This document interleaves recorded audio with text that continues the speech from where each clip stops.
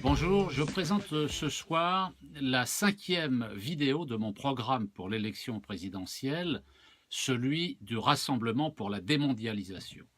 Cette vidéo introduit un cycle de plusieurs autres vidéos qui vont suivre dans les jours qui viennent pour détailler la partie 2 de mon programme, qui au total en compte 10, et partie 2 qui s'intitule Reconquérir la souveraineté de la France dans les domaines politiques, militaires et diplomatiques, en sortant de l'Union européenne, de l'OTAN, en démondialisant pour bâtir de nouvelles relations internationales fondées sur le co-développement.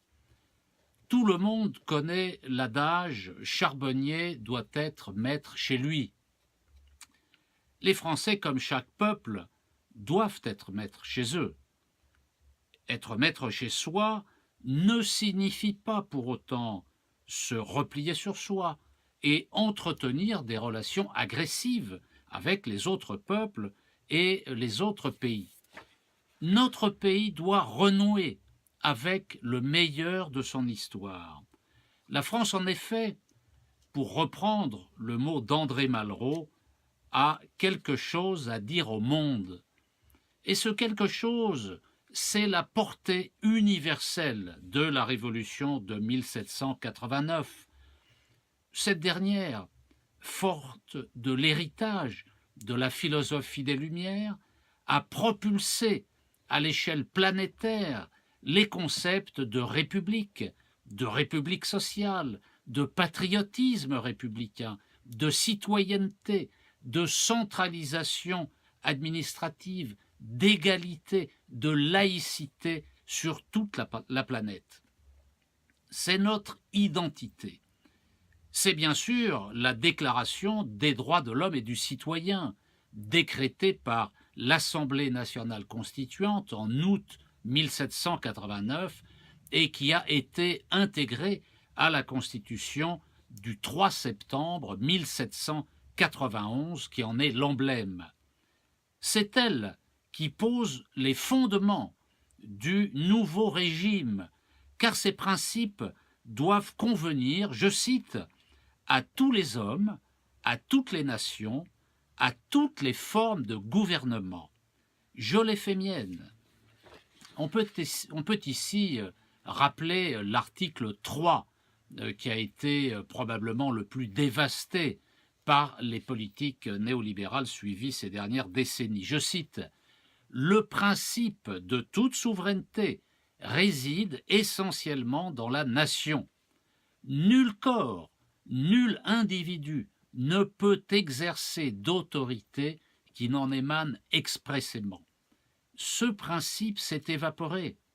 Sous l'effet de multiples facteurs, la nécessité de la souveraineté de la nation est aujourd'hui combattue avec virulence par un arc politique qui va de l'extrême gauche à la droite.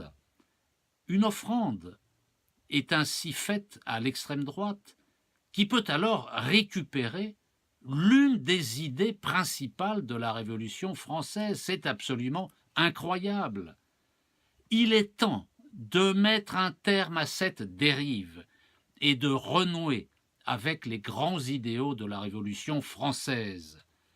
L'époque contemporaine, dans sa patiente tentative de construire un droit international public, a réaffirmé à de multiples reprises la nécessité de la souveraineté des nations comme facteur essentiel de paix. Il en est ainsi de la Charte des Nations Unies et de l'acte final de la conférence d'Helsinki. La Charte des Nations Unies a été signée à San Francisco, aux États-Unis d'Amérique, le 26 juin 1945. Son article 1 stipule que ses buts sont, je cite, « de développer entre les nations des relations amicales fondées sur le respect du principe de l'égalité de droit des peuples et de leur droit à disposer d'eux-mêmes, et prendre toute autre mesure propre à consolider la paix du monde. L'article 2 affirme que l'Organisation des États-Unis et des membres, dans la poursuite des buts énoncés à l'article 1, je cite, doivent agir conformément aux principes suivants. L'organisation est fondée sur le principe de l'égalité souveraine de tous ses membres. Autant je suis d'accord avec ces buts, autant je conteste le rôle du Conseil de sécurité et souhaite la revalorisation de l'Assemblée générale des Nations unies. Le Conseil de sécurité de l'ONU apparaît en effet comme une source de droit à la place de l'Assemblée générale. Il produit des normes qui sont assimilées à la légalité internationale. Pourtant, bien souvent, ces normes ne représentent ni la lettre, ni l'esprit de la Charte des Nations unies. Le Conseil de sécurité, en outre, en fait des interprétations de mauvaise foi. Le Conseil de sécurité ne représente en réalité que la volonté des grandes puissances occidentales et de leurs vassaux. Tous ceux qui ne partagent pas leur avis sont alors accusés d'être coupables d'abus de droit. Et ces grandes puissances occidentales tentent, au travers du Conseil de sécurité, d'incarner à elles seules la justice internationale et l'intérêt général. Pourtant, selon la Charte des Nations unies, c'est l'Assemblée générale qui devrait avoir le premier rôle car elle représente les États, pas le Conseil de sécurité. Hélas, les États membres hésitent, n'osent pas contourner le Conseil de sécurité alors qu'ils le pourraient parfaitement. Les résolutions votées par l'Assemblée générale, trop éloignées de ce que souhaitent les grandes puissances occidentales, ne sont pas appliquées, comme en témoigne celle sur la question palestinienne. L'ONU n'est donc pas en mesure de sanctionner les États qui violent la charte, comme par exemple les États-Unis. Ce pays et ses alliés, dont souvent la France, en Yougoslavie pour fabriquer le Kosovo, en Irak pour une fois sans la France, sont intervenus illégalement sans mandat de l'ONU. Après ces agressions, l'Assemblée générale n'a pas voulu se prononcer, elle a même couvert ces opérations. Désormais, les seuls États menacés d'une intervention au nom de la protection de leur population sont ceux qui s'opposent à l'hégémonie des grandes puissances. Je veux que la France, membre du Conseil de sécurité, utilise son droit de veto pour empêcher cette dérive et pour revaloriser le rôle de l'Assemblée générale. De leur côté, les accords d'Helsinki, qui ont été signés le 1er août 1975 à Helsinki, en Finlande, par 35 États, dont les deux grands de l'époque, l'Union soviétique et les États-Unis d'Amérique, plus le Canada et quasiment tous les États européens, ne sont pas un traité au sens juridique du terme.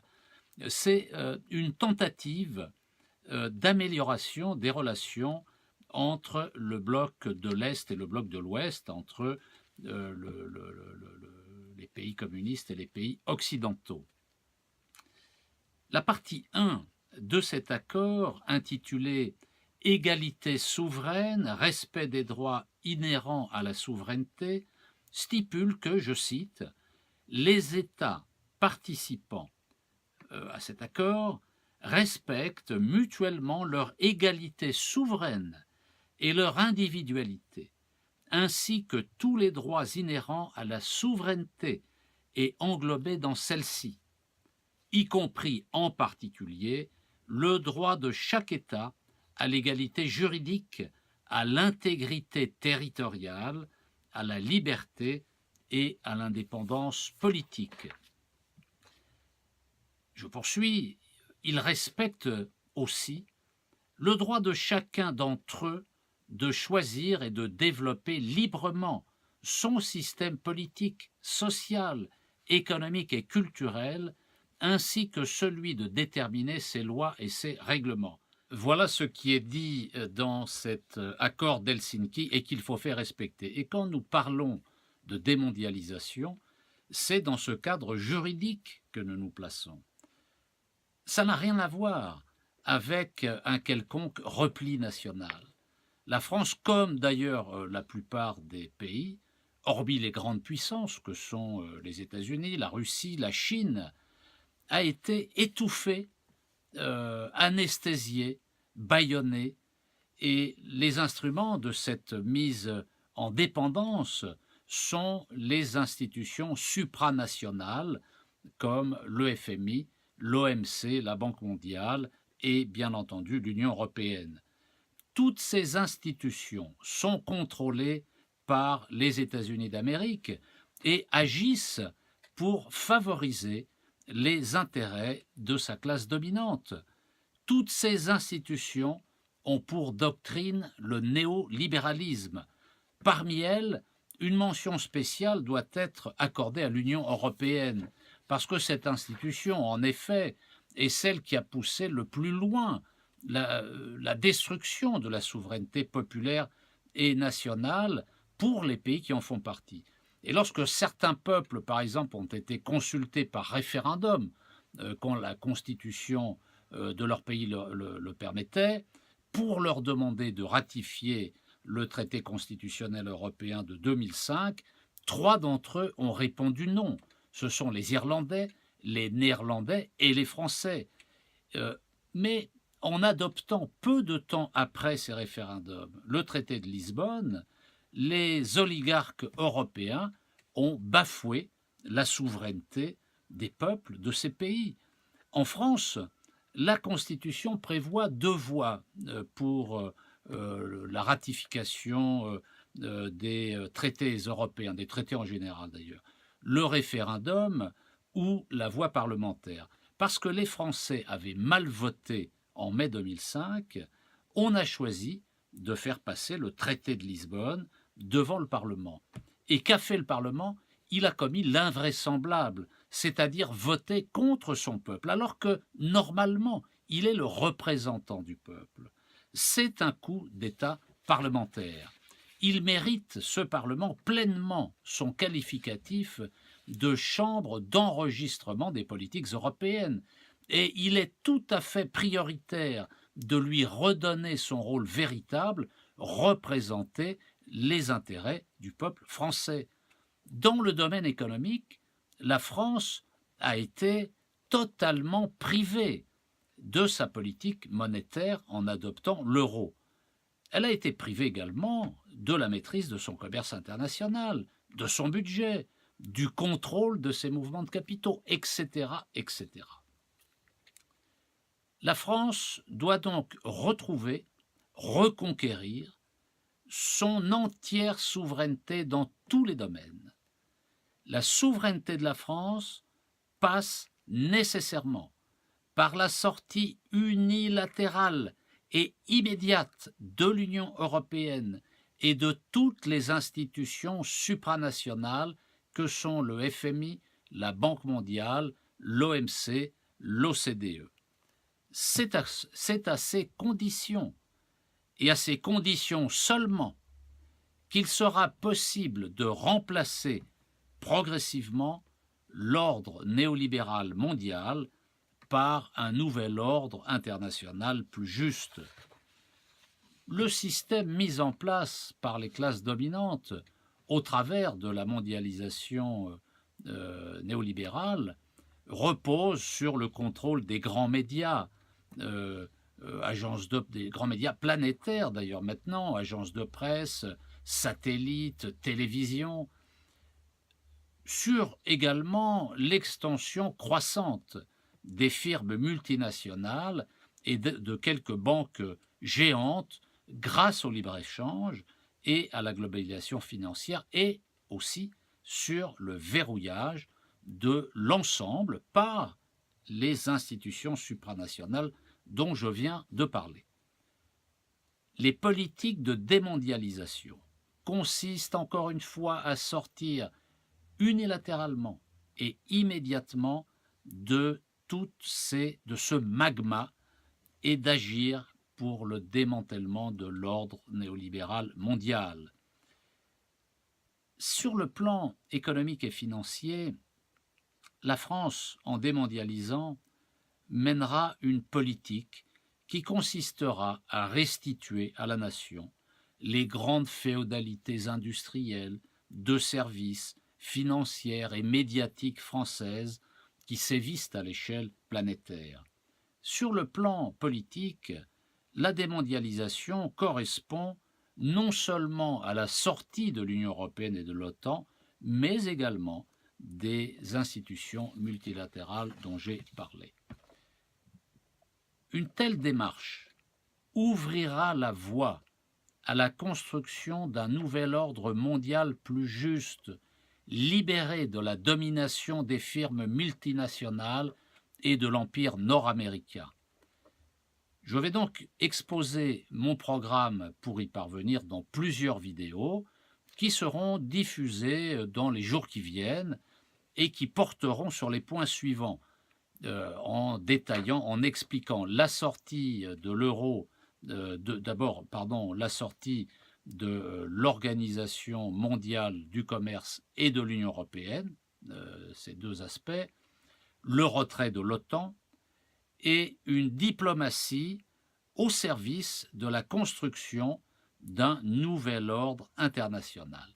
Engagez-vous dans la campagne présidentielle avec le Rassemblement pour la démondialisation. Inscrivez-vous sur mon site Nikonov 2017.